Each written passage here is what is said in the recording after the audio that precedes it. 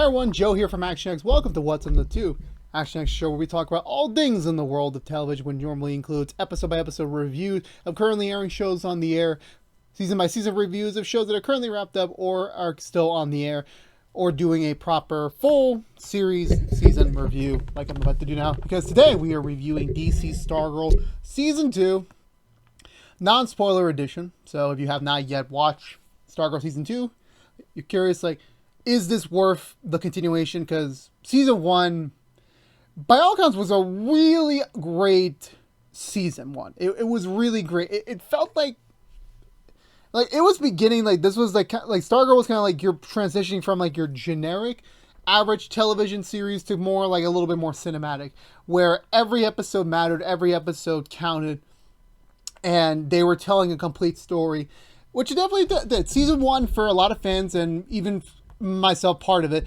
season 1 could have literally been a limited series. It could have been just that one-off. Maybe we'll see the character again pop up in the future, but you know, they told her story and that was it.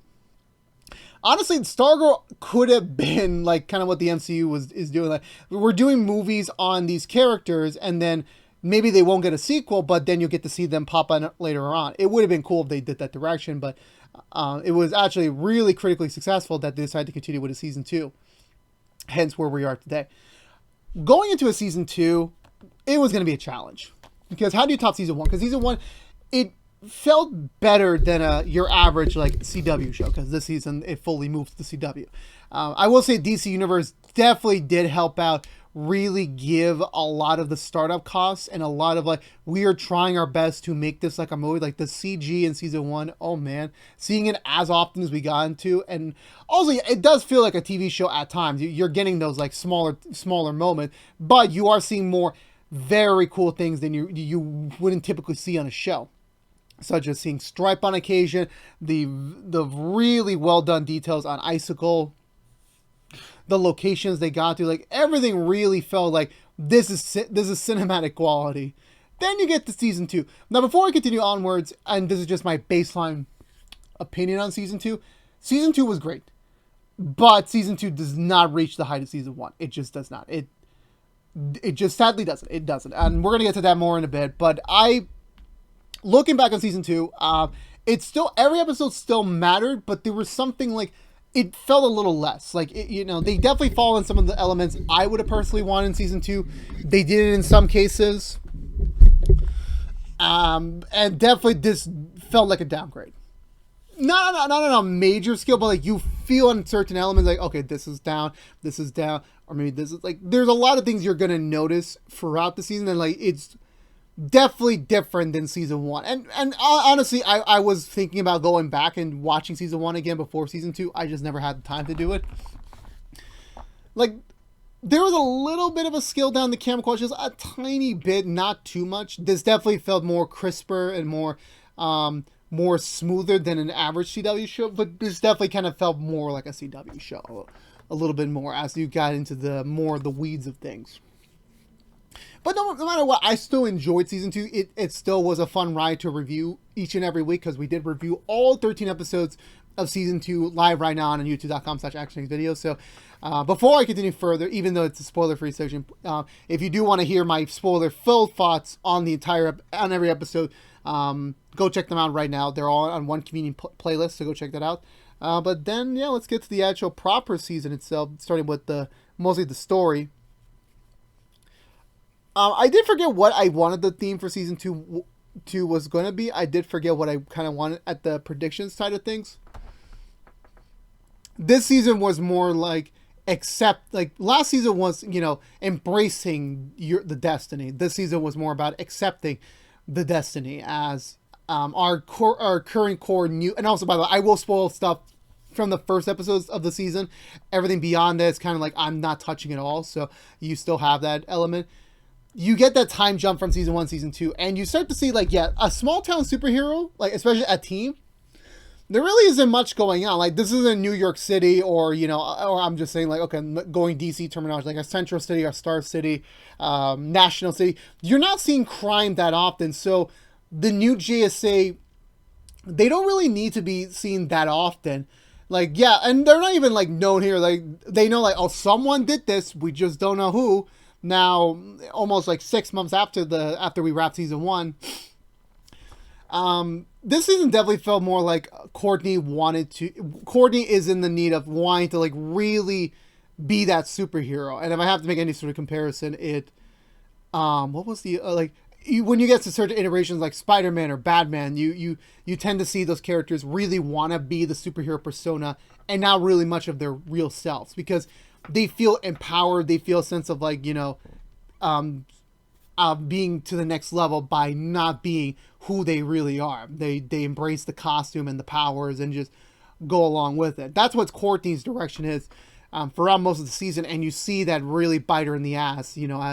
Again, she's, no matter what, all these new heroes, they're still starting out their journeys.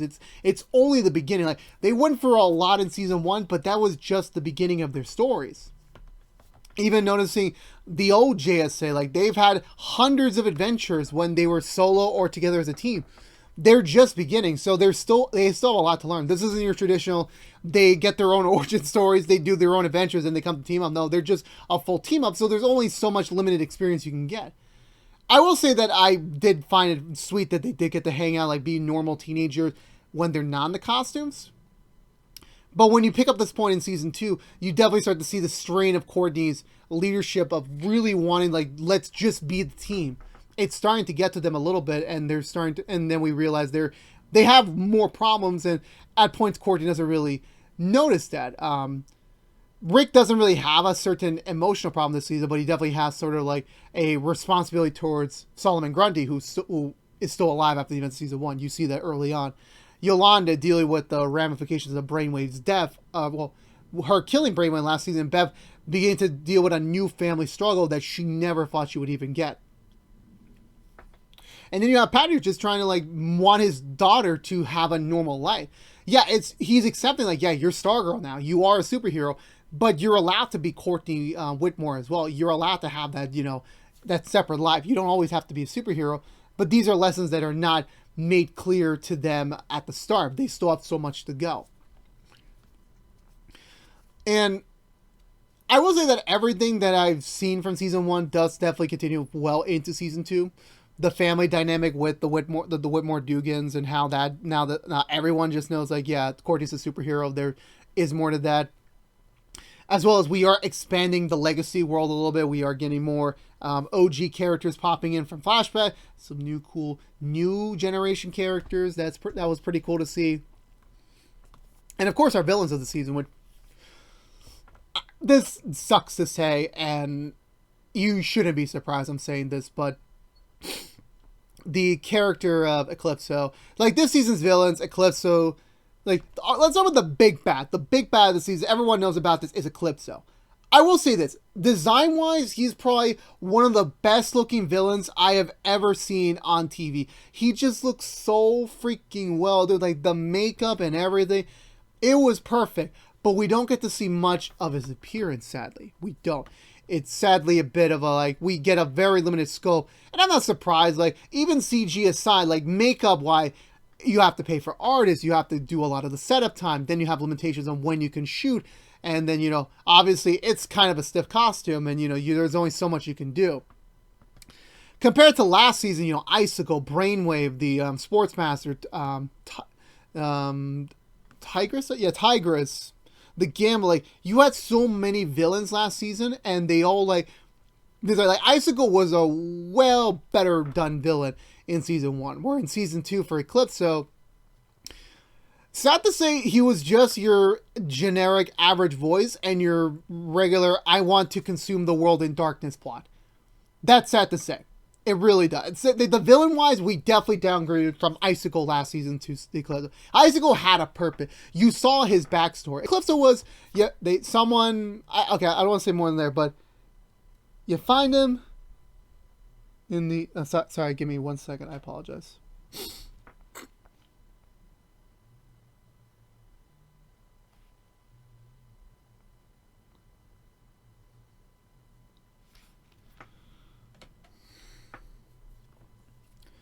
Sorry about that. I was just checking something. I got a lot of notifications on my phone. I felt like something bad was happening. It wasn't. Icicle, you saw his backstory. You knew who he was as a character, what he's fighting for. Eclipse, you don't really get that at all. You really don't. He's your generic villain, and that's the only one problem with most superhero properties is sometimes you just obviously like the name of the show is the hero. It's not the villain. So you're gonna spend more time with the hero, but like everyone loves when you get a really well developed villain, like Reverse Flash from the Flash, or Deathstroke from Arrow. Deathstroke from Titan as well. I can make the case for him there. Like, and then obviously when you're thinking of movies, what like even recently, Wenwu from Shang-Chi.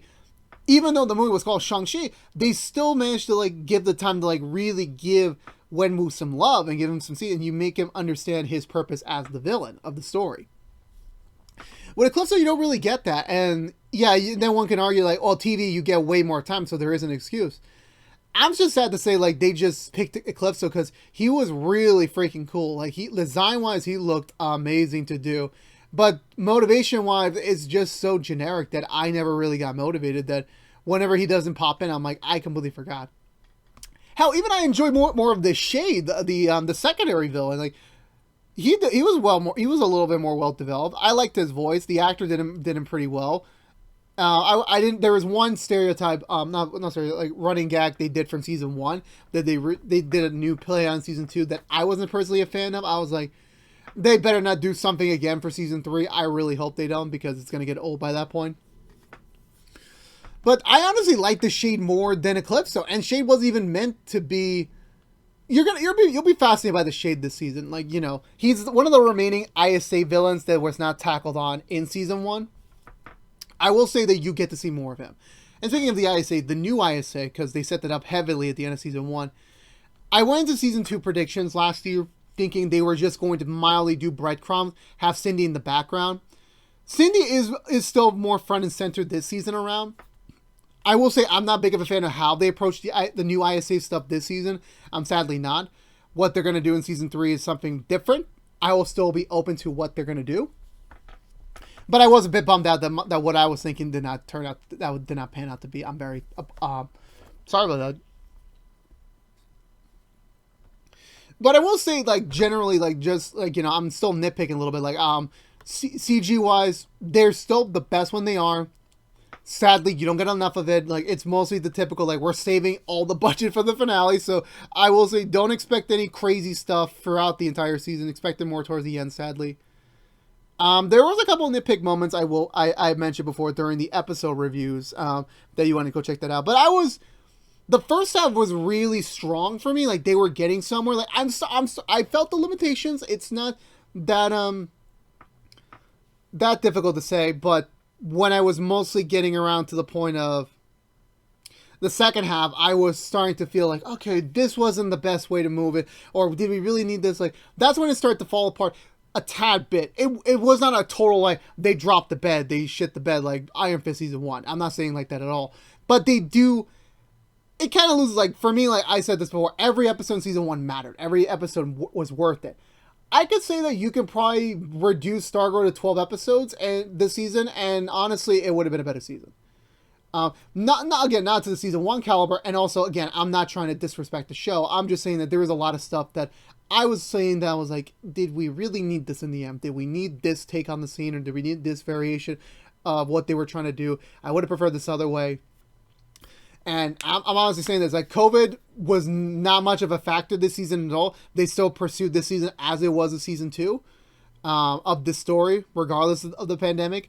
And even that, I'm still like, yeah, they could have definitely done something different with certain directions and certain stuff. But at the end of the day, I still enjoyed it. Character-wise, going into it, Courtney learning what it really takes to be a hero, as well as having that balance of life and trying to, like, know when you have to be Courtney and when you have to be Stargirl is what I love.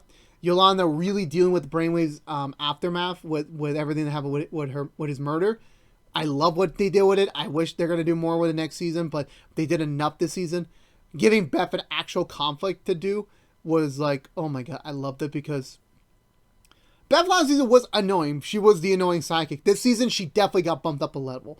Like, you still felt that character in her, but, you know, they rose her up a bit. I will say Rick kind of got the backbone this season around, like the backlash of the season, because he was there with he's gonna be there with the Grundy stuff. But I will just give you a heads up, like Rick is only very limited this season than he was in season 1. You still feel for him at times, but they don't give him as much as they did with season 1.